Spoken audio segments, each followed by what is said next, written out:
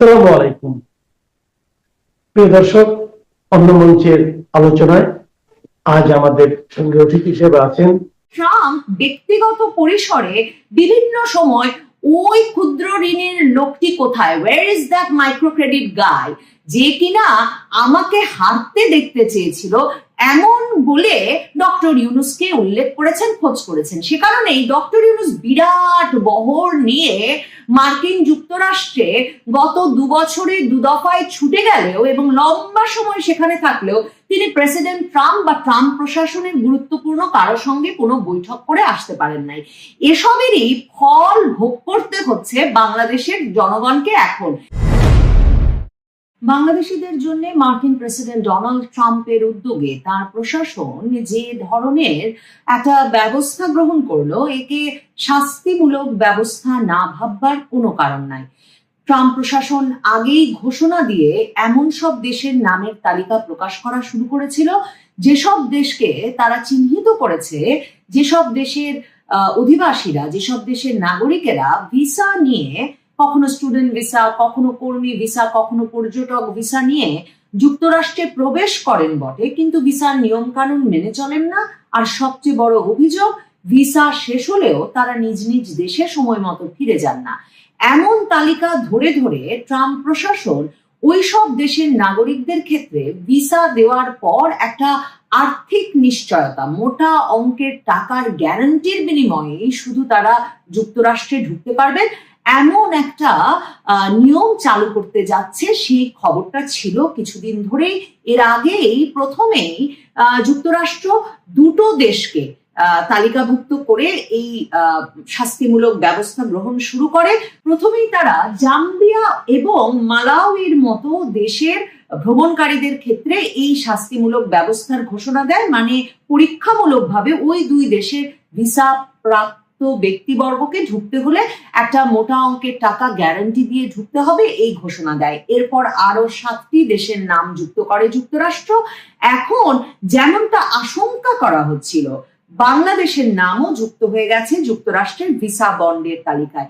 Visa bond বিষয়টা কি, যেটা বলছিলাম, এটা একটা আর্থিক গ্যারান্টি, যার ফলে কিছু নির্দিষ্ট দেশের বিদেশি নাগরিকরা সাময়িক ভিসা দেওয়ার আগে এমন জামানত জমা দেবেন বা নিশ্চয়তা জমা দেবেন যেন তারা ভিসার শর্ত, বিশেষ করে সময়সীমাটা মেনে চলেন। প্রতি বছর যুক্তরাষ্ট্রে হাজারো বিদেশি শিক্ষার্থী, পর্যটক ও কর্মীকে এরকম অস্থায়ী নন ইমিগ্রেন্ট ভিসা দেওয়া হয়, যেসব ভিসার মেয়াদ কয়েক সপ্তাহ থেকে কয়েক বছর পর্যন্ত হতে পারে। এখন কোনো নন ইমিগ্রেন্ট ভিসাধারী, মানে যেই ভিসার মাধ্যমে আপনি গিয়ে অভিবাসন বা স্থায়ীভাবে বসবাস শুরু করতে পারবেন না, ওই রকম কোনো ভিসাধারী যাতে অনুমোদিত মেয়াদের চেয়ে বেশি সময় যুক্তরাষ্ট্রে থাকতে না পারে বা ওভারস্টে করতে না পারে, সেজন্য এই ভিসার সঙ্গে এই মোটা অঙ্কের অর্থের গ্যারান্টি দেওয়ার বিষয়টি যুক্ত করে দিয়েছে মার্কিন যুক্তরাষ্ট্র।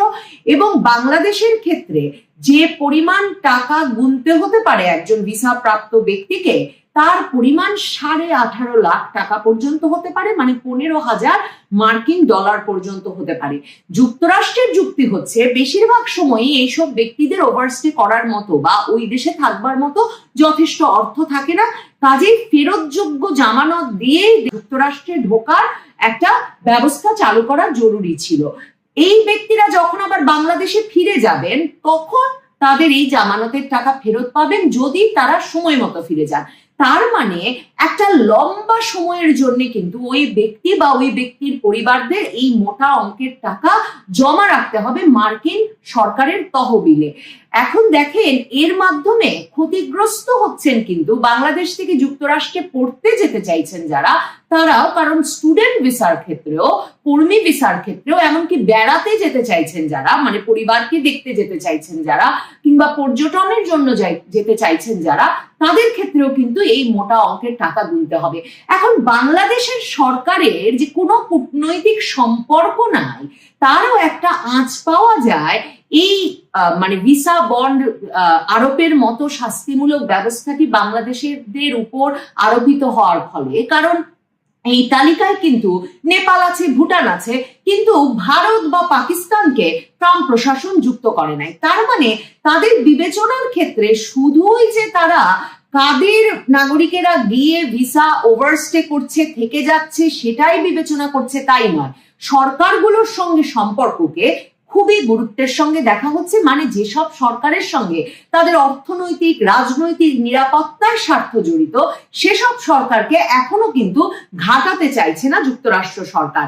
এ কারণে আপনি যদি যেই তালিকাটা যুক্তরাষ্ট্র সরকারের ওয়েবসাইটে দেওয়া হয়েছে, ইউএস স্টেট ডিপার্টমেন্টের ওয়েবসাইটে দেওয়া হয়েছে, সেটা যদি দেখেন, দেখবেন যে সেসব জায়গায় Algeria, Angola, Antigua, Barbuda, Bangladesh, Benin, Bhutan, Botswana, Burundi, চাবো, কিরগিস্তান, মালাউই, টোঙ্গা, তুর্কমেনিস্তান, এই ধরনের সব দেশের নাম আপনি দেখতে পাবেন।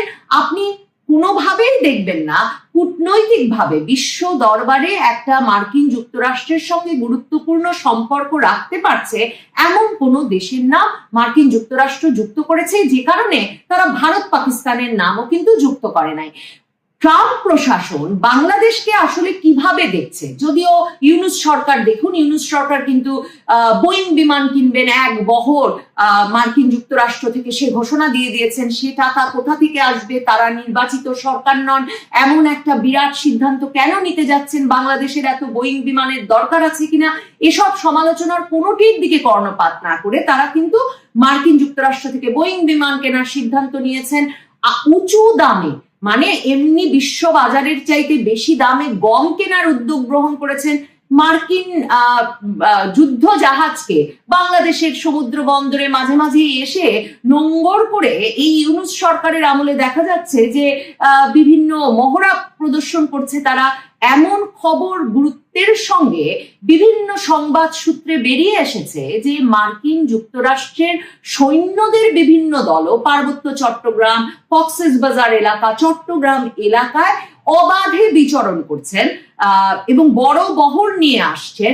এমনকি মার্কিন গোয়েন্দা সংস্থার এক ব্যক্তিকে ওয়েস্টিন হোটেলে হঠাৎ করে মৃত অবস্থায়ও পাওয়া যায়। তার মানে মার্কিন তৎপরতা কিন্তু ব্যাপকভাবে ইউনূস সরকারের ক্ষমতায় আসার পর থেকে বেড়ে গেছে। কারণ এমনকি মার্কিন যুক্তরাষ্ট্রকেও এই প্রশ্ন করা হয় যে তাদের ডিপ স্টেটের উদ্যোগেই তো জো বাইডেন সরকারের আমলে এই হাসিনা সরকারের পতন ঘটিয়ে মার্কিন যুক্তরাষ্ট্রপন্থী ইউনূস সরকারকে বসানো হয়েছে। অথচ এই সরকারের এমন একটা ঘটনা যে ঘটতে যাচ্ছে, যে ভিসা বন্ডের আওতায় বাংলাদেশ পড়তে যাচ্ছে, সেটা জানবার পরেও কোনো আলাপ আলোচনা করার উদ্যোগের কথা জানা যায় নাই। কারণ ইউনূস সরকারের পররাষ্ট্র উপদেষ্টা গত কয়েক মাসে বাংলাদেশের যে নেপাল, ভুটানেও ঢোকার ক্ষেত্রে রেস্ট্রিকশন আরোপ করা হচ্ছে, এমনকি তারা সেখানে গেলে অন অ্যারাইভাল ভিসা না দিয়ে ফেরত পাঠাচ্ছে। থাইল্যান্ড, মালয়েশিয়া, সিঙ্গাপুর, কোথাও ভিসা পাওয়া যাচ্ছে না। এই বিষয়গুলোতেও তারা কর্ণপাত করছে না, অথচ বলছে যে বাংলাদেশের নাগরিকদের নানা রকম নিয়ম ভঙ্গের কারণেই নাকি এমন শাস্তি পেতে হচ্ছে। অথচ 2000 সালেও বাংলাদেশের অভিবাসীদের সংখ্যা যুক্তরাষ্ট্রে ছিল মাত্র 40,000, আর 2023 সালের মধ্যে তা বেড়ে প্রায় 3 লক্ষে দাঁড়িয়েছে। তার মানে মার্কিন যুক্তরাষ্ট্র কিন্তু বাংলাদেশি অভিবাসীদেরকে এই পুরো 2 দশকের বেশি সময় ধরে, প্রায় 2.5 দশক সময় ধরে উৎসাহিত করে আসছিল।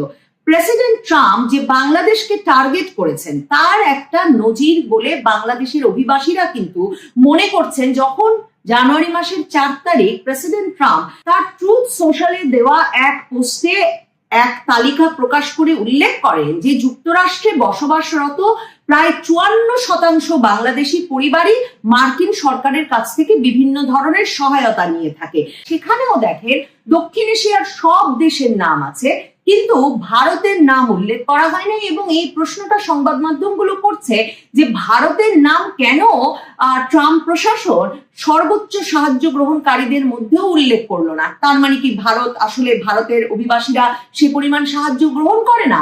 বাংলাদেশের অভিবাসীরাও কিন্তু বলছে যে তারা প্রথম দিকে সরকারি সহায়তা গ্রহণ করলেও পরে দ্রুততম সময়ে কর প্রদানকারী অভিবাসীতে পরিণত হয়।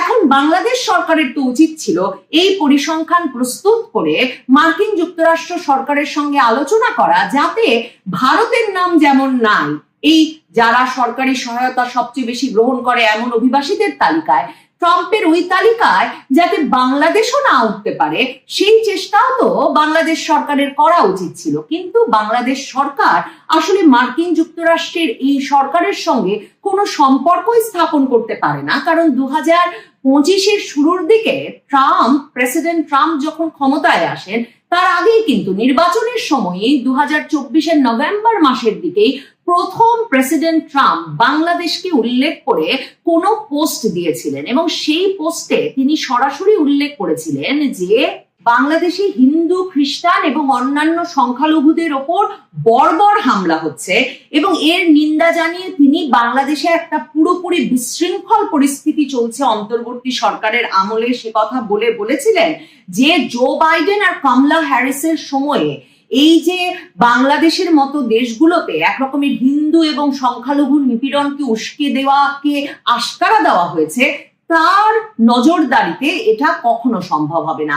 প্রেসিডেন্ট ট্রাম্প ডক্টর ইউনূসকে কিভাবে দেখেন তার নানা রকম একটা রেফারেন্স কিন্তু মার্কিন যুক্তরাষ্ট্র সহ পৃথিবীর বিভিন্ন দেশের পত্রপত্রিকায় অনলাইন ঘাটলেই পাওয়া যায়। সেখানে দেখবেন 2016-তে যখন ইউনূসের বন্ধু হিলারি ক্লিন্টন আর প্রেসিডেন্ট ট্রাম্প তারা প্রেসিডেন্ট পদে প্রতিদ্বন্দ্বিতা করছিলেন, তখন যেহেতু ডক্টর ইউনূস মোটা অঙ্কের ডোনেশন দাতা হিসেবে ক্লিন্টন ফাউন্ডেশনে মোটা অঙ্কের অর্থদাতা হিসেবে চিহ্নিত হয়েছিলেন, আন্তর্জাতিক বার্তা সংস্থা এপি সহ নানা আন্তর্জাতিক সংবাদ মাধ্যমে, কাজে ট্রাম্প ব্যক্তিগত পরিসরে বিভিন্ন সময় ওই ক্ষুদ্র ঋণের লোকটি কোথায়, where is that micro credit guy, যে কিনা আমাকে হারতে দেখতে চেয়েছিল, এমন বলে ডক্টর ইউনূসকে উল্লেখ করেছেন, খোঁজ করেছেন। সে কারণেই ডক্টর ইউনূস বিরাট বহর নিয়ে মার্কিন যুক্তরাষ্ট্রে গত 2 বছরে 2 দফায় ছুটে গেলেও এবং লম্বা সময় সেখানে থাকলেও তিনি প্রেসিডেন্ট ট্রাম্প বা ট্রাম্প প্রশাসনের গুরুত্বপূর্ণ কারোর সঙ্গে কোনো বৈঠক করে আসতে পারেন নাই।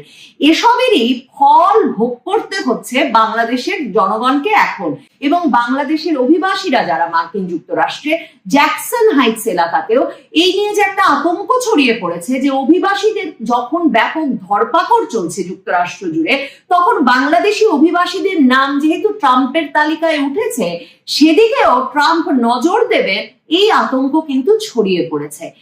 প্রেসিডেন্ট ট্রাম্পের প্রশাসনের অত্যন্ত গুরুত্বপূর্ণ ব্যক্তি ট্রাম্পের ঘনিষ্ঠ তুলসী গ্যাবার্ড, যিনি কিনা মার্কিন যুক্তরাষ্ট্রের জাতীয় গোয়েন্দা প্রধান, তিনি বাংলাদেশের নাম উল্লেখ করেছিলেন এই 2025-এর শুরুতে, এটা বলে যে যুক্তরাষ্ট্র কোনো দেশেই ইসলামপন্থীদের প্রসার ঘটা বা ইসলামপন্থীদের শক্তি সঞ্চয়ের বিষয়টি ভালোভাবে দেখে না, তারা উদ্বিগ্নভাবে বাংলাদেশের ঘটনা প্রবাহের দিকেও নজর রাখছে এবং এই যে সংখ্যালঘুদের বা ভিন্ন মত দমন করে ইসলামপন্থীদের খিলাফত প্রসারের চেষ্টা, সেটাকে যুক্তরাষ্ট্র পৃথিবীর নিরাপত্তার জন্য গুরুতর সংকট হিসেবে দেখে। প্রেসিডেন্ট ট্রাম্প এ দফায় ক্ষমতায় আসার পর 2025-এর ফেব্রুয়ারিতে যখন ওয়াশিংটনে দ্বিপাক্ষিক বৈঠক করতে ভারতের প্রধানমন্ত্রী মোদী গিয়ে পৌঁছেছিলেন, তখন প্রধানমন্ত্রী মোদী আর প্রেসিডেন্ট ট্রাম্পের এক যৌথ সংবাদ সম্মেলনে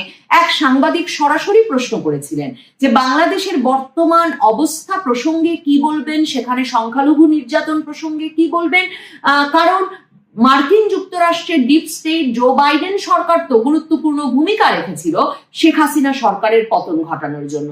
তখন প্রেসিডেন্ট ট্রাম্প স্পষ্টতই বলেন যে মার্কিন ডিপ স্টেট কোনো ভূমিকা রাখে নাই হয়তো শেখ হাসিনা সরকারের পতন ঘটানোর জন্য, কিন্তু বাংলাদেশ প্রসঙ্গে প্রশ্নের উত্তর দেওয়ার ক্ষেত্রে তিনি প্রধানমন্ত্রী মোদীকেই সুযোগ করে দিতে চান, কারণ প্রেসিডেন্ট ট্রাম্প প্রশাসনের যে নিরাপত্তা মানচিত্র পুরো বিশ্বে, সেই নিরাপত্তা অঞ্চল ভাগাভাগিতে ইন্দো প্যাসিফিক অঞ্চল, ইন্দো প্রশান্ত মহাসাগরীয় অঞ্চল, যেখানে ভারত আছে, মিয়ানমার আছে, বাংলাদেশ আছে, সেই পুরো অঞ্চলের তারা মনে করেন তাদের সবচেয়ে ঘনিষ্ঠ বন্ধু এবং পরামর্শক হচ্ছে ভারত, এবং এক্ষেত্রে তারা মনে করে যে এই অঞ্চলে চীনের প্রভাব মুক্ত রাখবার ক্ষেত্রে ভারতই তাদের সবচেয়ে ঘনিষ্ঠ এবং কার্যকরী বন্ধু হতে পারে।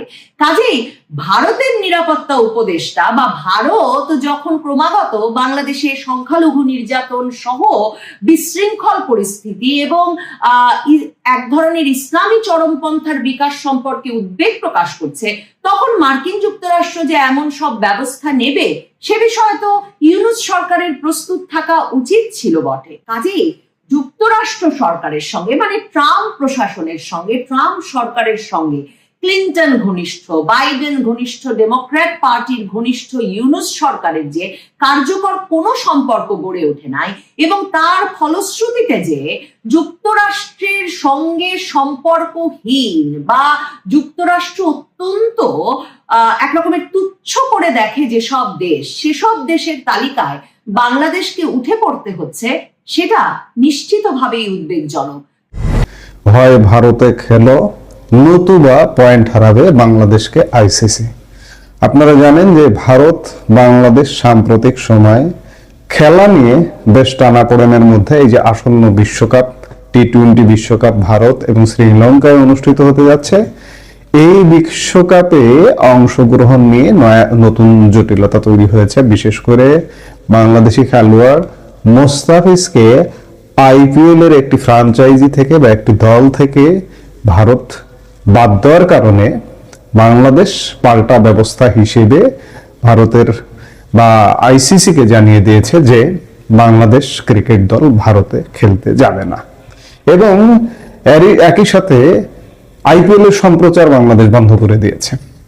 এবং এই যখন অবস্থা, তখন বাংলাদেশ ক্রিকেট বোর্ডের উদ্দেশ্যে আন্তর্জাতিক ক্রিকেট কাউন্সিল স্পষ্ট বার্তা দিয়েছে, হয় ভারতেই খেলতে হবে নতুবা পয়েন্ট হারানোর ঝুঁকি নিয়ে টুর্নামেন্ট থেকে বাইরে থাকতে হবে।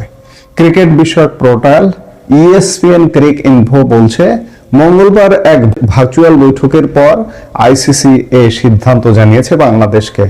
নিরাপত্তাজনিত কারণ দেখিয়ে বাংলাদেশের ম্যাচগুলো ভারত ছাড়া অন্য কোনো দেশে আয়োজনের অনুরোধ তারা গ্রহণ করছে না। তবে বিসিবির দাবি, আইসিসির পক্ষ থেকে এমন কোনো চূড়ান্ত শর্ত বা আলটিমেটাম তাদের জানানো হয়নি। এদিকে মঙ্গলবারের বৈঠকের ফলাফল নিয়ে এখনো পর্যন্ত ভারতীয় ক্রিকেট বোর্ড কিংবা বাংলাদেশ ক্রিকেট বোর্ড কোনো পক্ষই আনুষ্ঠানিকভাবে কোনো বিবৃতি দেয়নি। আমরা যে মুহূর্তে এই ভিডিওটা নির্মাণ করছি তখন পর্যন্ত কোথাও কোনো বিবৃতি দেখিনি। গণমাধ্যম সূত্রে আমরা এগুলো জানছি। উল্লেখ্য, রোববার বিসিবি আইসিসি কে চিঠি দিয়ে বাংলাদেশের ম্যাচগুলো ভারতের বাইরে আয়োজনের বিষয়টি বিবেচনা করার অনুরোধ জানালে এরপরই আইসিসি এই বৈঠকের আয়োজন করে। এই পরিস্থিতি তৈরি হয়েছে এমন এক সময়ে যখন ভারত ও শ্রীলঙ্কায় যৌথভাবে অনুষ্ঠিত হতে যাওয়া টি-20 দলের টি-20 বিশ্বকাপ শুরু হতে আর 1 মাসেরও কম সময় বাকি। আগামী 7 ফেব্রুয়ারি টুর্নামেন্ট শুরু হয়ে শেষ হবে 8 মার্চ। পূর্ব নির্ধারিত সূচি অনুযায়ী গ্রুপ সিতে বাংলাদেশ দল তাদের প্রথম 3টি ম্যাচ খেলবে কলকাতায় 7 ফেব্রুয়ারি ওয়েস্ট ইন্ডিজের বিপক্ষে, 9 ফেব্রুয়ারি ইতালির বিপক্ষে এবং 14 ফেব্রুয়ারি ইংল্যান্ডের বিপক্ষে। গ্রুপ পর্বে বাংলাদেশের শেষ ম্যাচটি 17 ফেব্রুয়ারি মুম্বাইয়ে, প্রতিপক্ষ নেপাল।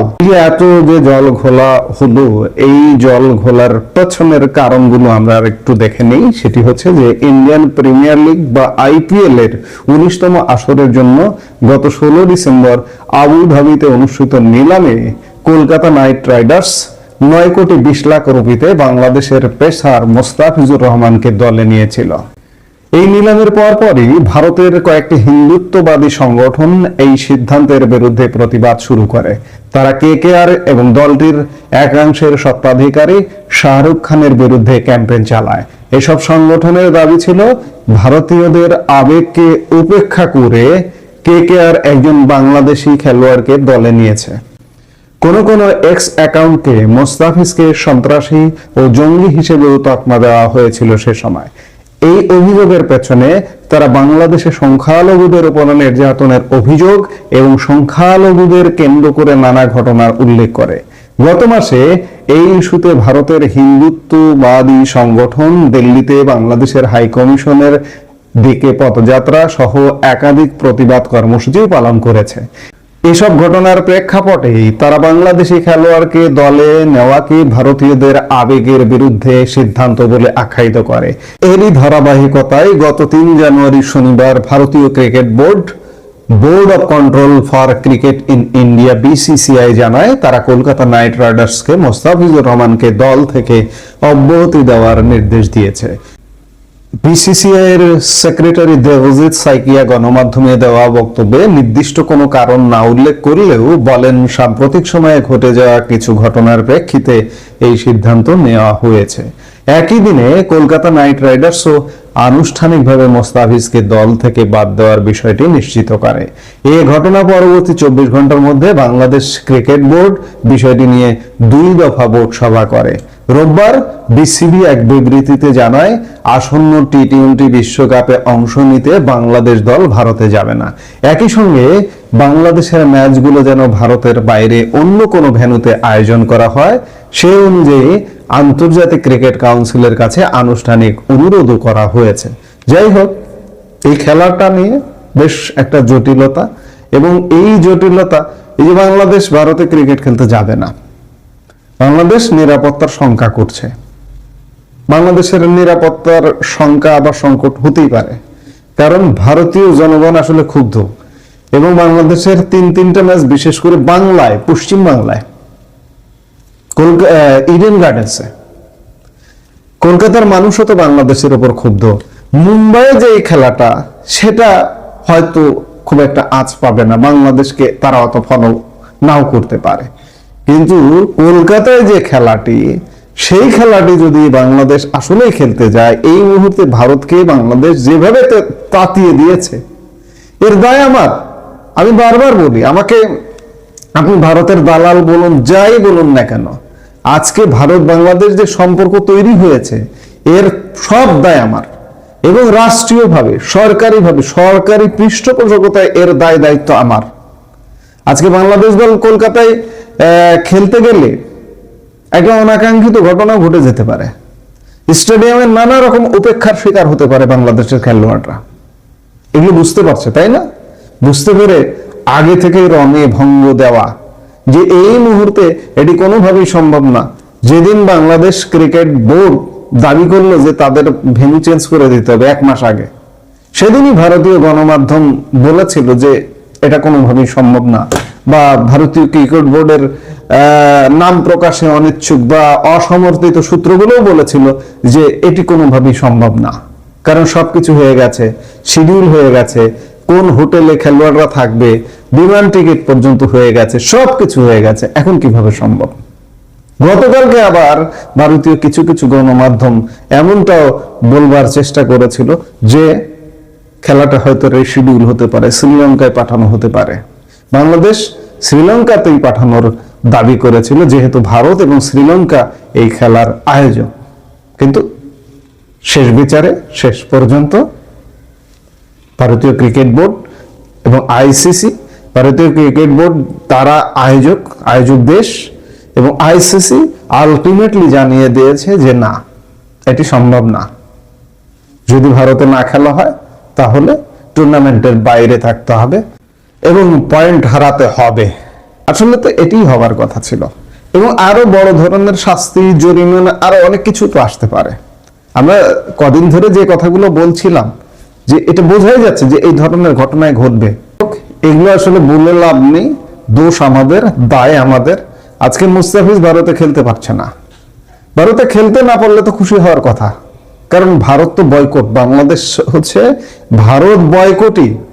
অথচ আমার নিজ দেশের খেলোয়াড় সাকিব আল হাসান আমার দলে খেলতে পারে না, আমার দেশে পর্যন্ত ফিরতে পারে না, সেদিকে কোনো সাউন্ড নেই, কোনো আওয়াজ নেই। কিন্তু এই হচ্ছে বাংলাদেশ এই মুহূর্তে আসলে একটা ভিন্ন জায়গায় অবস্থান করছে। এভাবেই চলছে, এভাবেই চলবে, কতদিন চলবে আমরা জানি না, আমরা দেখতে থাকি কি ঘটছে। এই মুহূর্তে এ পর্যন্ত। সবাই ভালো থাকুন, সুস্থ থাকুন।